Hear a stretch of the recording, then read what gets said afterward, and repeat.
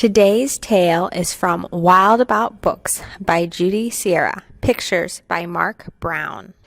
It started the summer of 2002 when the Springfield librarian, Molly McGrew, by mistake drove her bookmobile into the zoo. Molly opened the door and she let down the stair, turned on the computer, and sat in her chair. At first, all the animals watched from a distance, but Molly could conquer the strongest resistance. By reading aloud from the good Dr. Seuss, she quickly attracted a mink and a moose, a wombat, an oryx, a lemur, a lynx, 8 elephant calves, and a family of skinks. In a flash, every beast in the zoo was stampeding to learn all about this new something called reading. Forsaking their niches, their nest, and their nooks, they went wild, simply wild, about wonderful books, choosing thin books and fat books and cat in the hat books and new books and true books and heaps of how-to books. Giraffes wanted tall books. Crickets craved small books, while geckos could only read stick-to-the-wall books.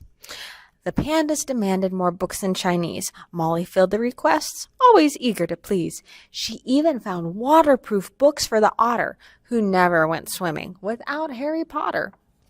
Raccoons read alone, and baboons read in bunches, and llamas read dramas while eating their lunches.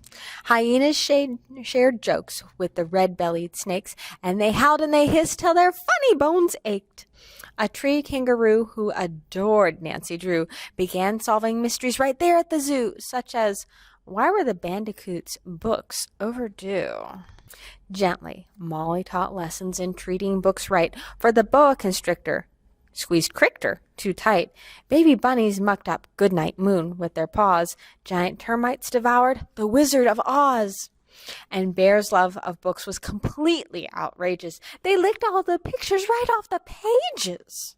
The Tasmanian devils found books so exciting that soon they had given up fighting for writing.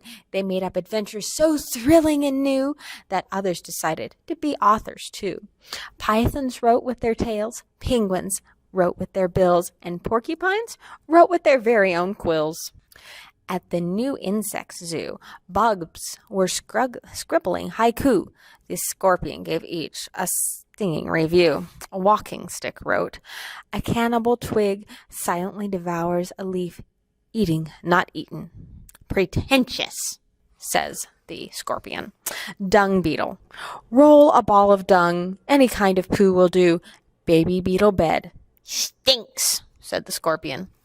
The millipede wrote, I dig for treasure in my enchanted castle, a rotten apple. Boring, said the scorpion. Giant hissing cockroach. Hiss, hiss, hiss, hiss, hiss. Hiss, hiss, hiss, hiss, hiss, hiss, hiss. Hiss, hiss, hiss, hiss, hiss. Redundant, said the scorpion. As the cheetah's new novel began to take shape, he read chapters each night to the Barbary ape, and although the gazelle couldn't spell very well, like everyone else, she had stories to tell. Imagine the hippo's enormous surprise when her memoir was given the Zulitzer Prize. With so many new books, Molly knew what to do. She hired 12 beavers, a stork, and a gnu to build a branch library there at the zoo.